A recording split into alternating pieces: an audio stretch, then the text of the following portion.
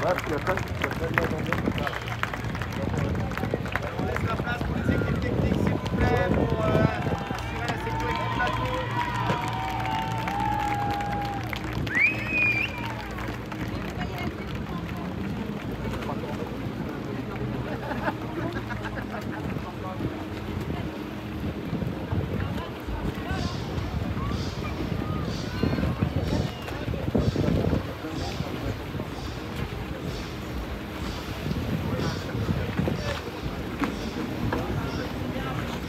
Voilà, le taxi est bon de Rothschild avec à ce bord messieurs Franck Carras et Charles Cordelier.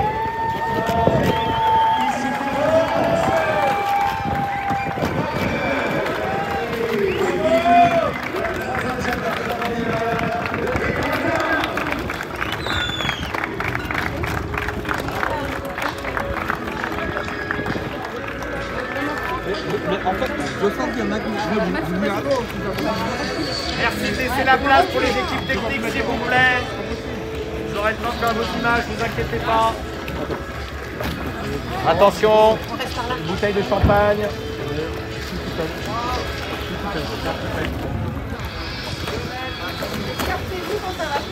Attention, faites attention quand ça va plaquer, attention. 1 mètre derrière.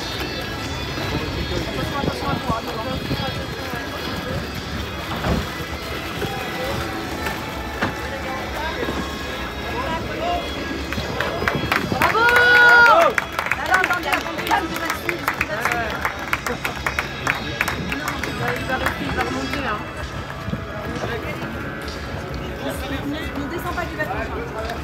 Donc, quelques articles communautaires avec Olivier Denis.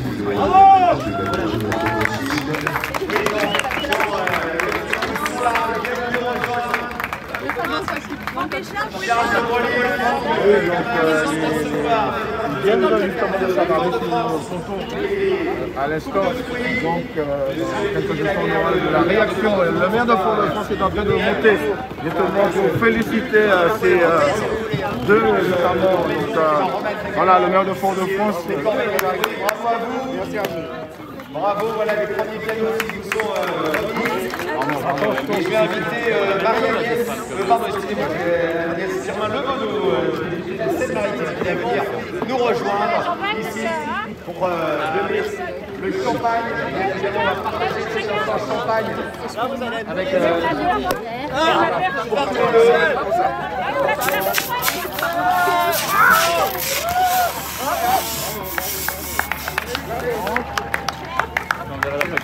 bravo à Marina Pierre.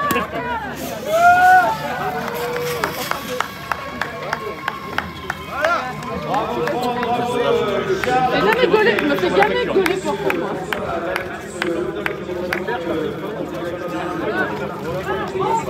Yann, on recule à moitié. On recule à moitié. Le bateau est très haut. Et on recule un peu. Je peux juste passer devant. Tu peux te dire, allez, je te dis. C'est très beau les amarres. Bienvenue en Martinique. Bravo. Voilà, je vais inviter bien sûr tous nos représentants à redescendre quelques instants de façon à ce qu'on puisse sur le bateau avec nos amis journalistes qui ont hâte de aller sur les premières questions. Celui-là, il n'est pas calé.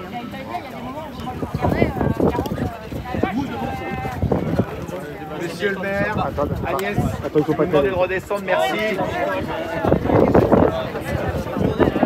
Voilà, qu'elle nous ait échangé bien sûr.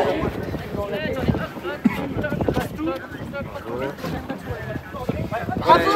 Avec les représentants de Martinique, la première et la Channel Factory. Voilà.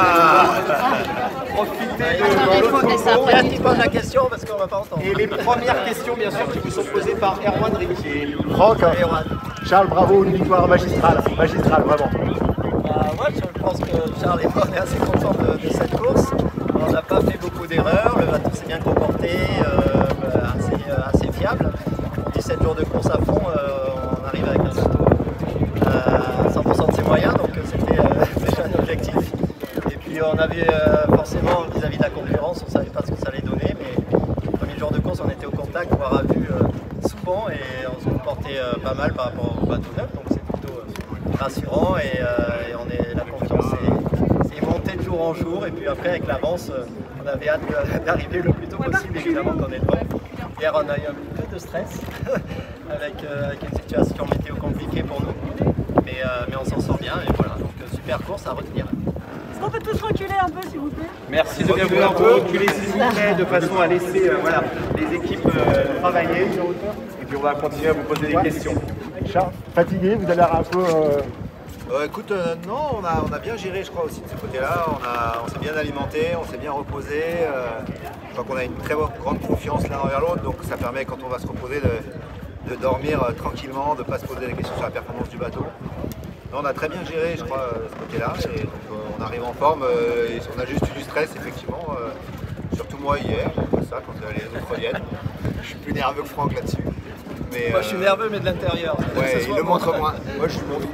Comment vous expliquez le retour justement de derrière C'est une situation météo qui était complexe parce que déjà on est tous tombés dans une zone sans vent, mais ça ne se voyait pas forcément sur les fichiers météo, donc nous on a géré comme on a pu cette zone sans vent, et puis on s'est dégagé par le nord et eux ils sont arrivés par derrière en gagnant 200 000 en 12 heures, donc notre matelas d'avance est devenu très très fin, donc on a commencé à avoir peur, surtout qu'ils avaient un bon décalage. Finalement, cette situation, cette zone de vent faible, ils l'ont aussi eu à la gérer. Donc, ils ont eu le même problème que nous, mais évidemment beaucoup plus tard. Charles, pas de problème à bord, pas de problème technique, hein, vous n'avez rien caché, votre bateau est...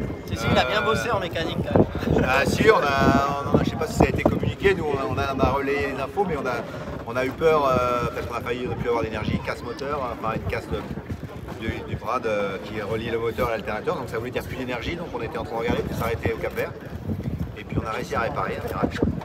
Voilà, mais sinon c'est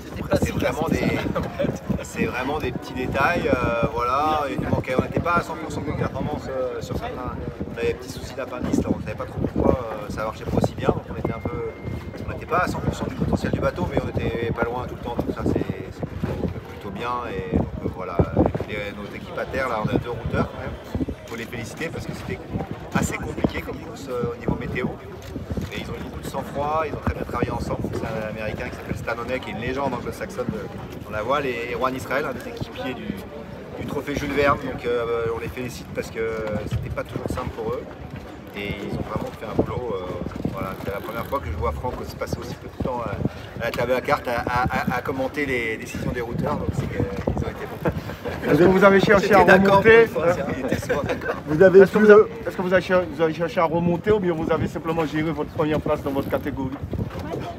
Vis-à-vis des 50 pieds, non, évidemment on ne joue pas avec le même parcours et on ne joue pas contre eux, mais par contre c'est sympa de mettre en lumière cette place parce qu'on s'est retrouvé au milieu de leur bateau et ça régatait bien et ils étaient rapides.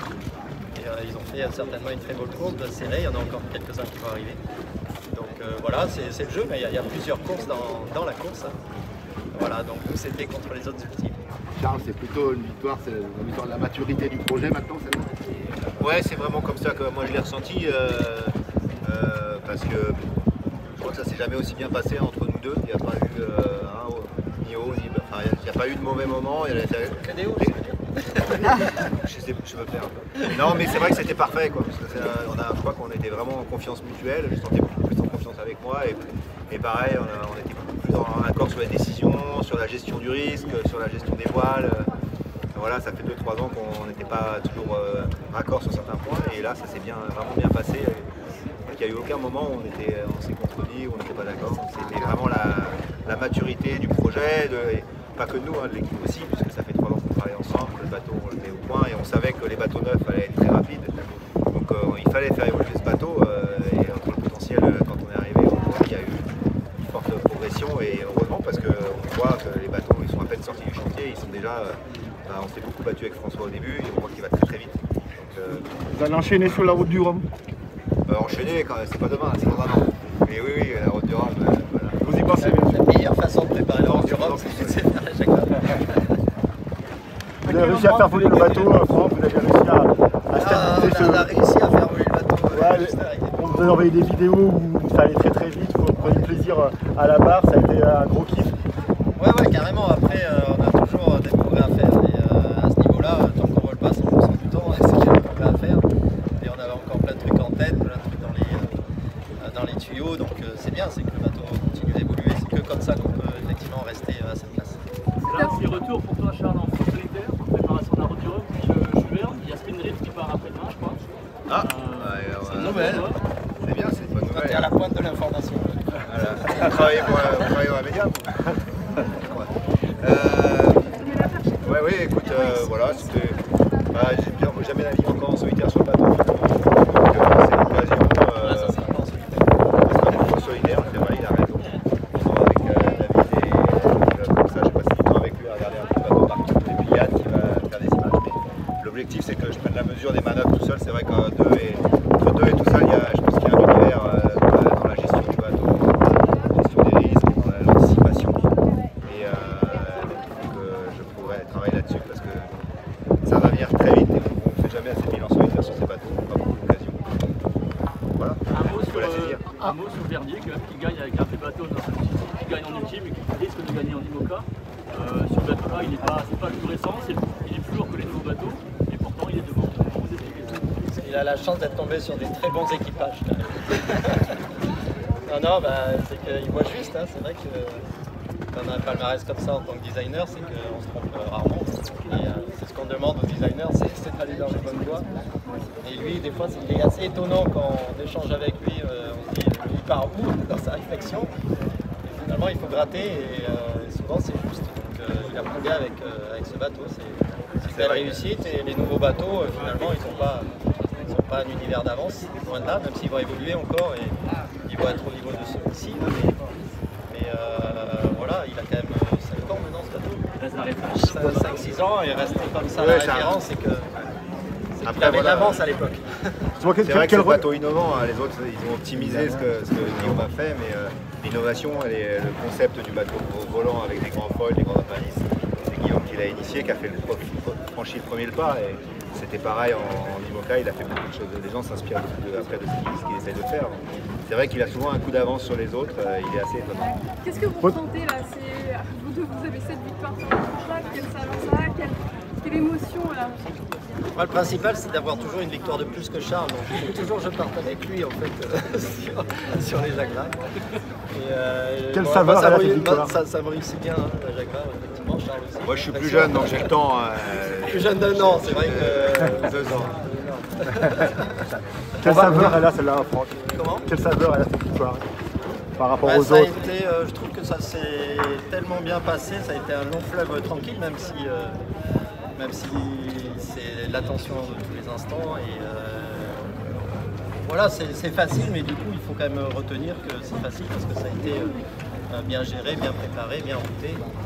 Et que tous ces ingrédients-là, la prochaine fois qu'on repart, il faut retrouver les mêmes. Ça ne va pas être simple de retrouver les mêmes. Mais voilà, il faut s'en souvenir qu'on fait des belles courses comme ça. Et puis ça a été une Jacques Vabre la plus longue que j'ai pu faire, Charles aussi certainement. 17 jours de course, 7500 000.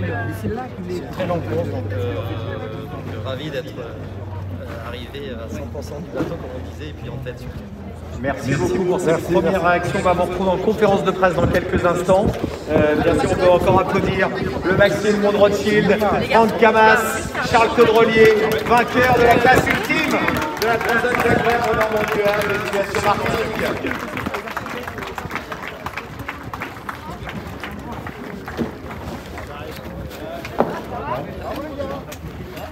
Voilà, dans quelques instants, deux confrères qui vont rejoindre la salle de presse pour la disposition des différents médias. On va les emmener en course de presse. Oui, je vais d'abord. Vous faites votre champagne et je te les emmène après. Bien sûr, après je. Voilà, c'est la suite. Voilà, on continue bien sûr ici sur le monde à célébrer cette arrivée. Dans quelques instants, l'équipe va monter en salle de presse, bien sûr, avec les amis journalistes que j'invite à venir tout se détendre un peu. Encore un petit instant champagne et puis on se retrouve après en conférence de presse.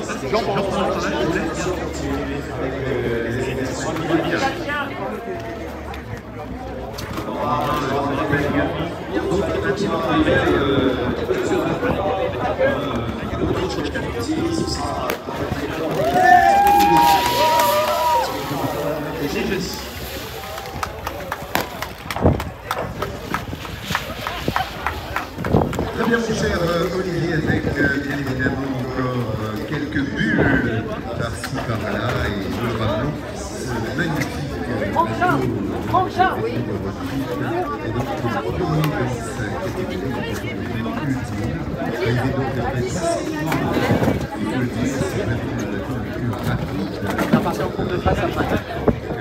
Il faut une photo d'équipage.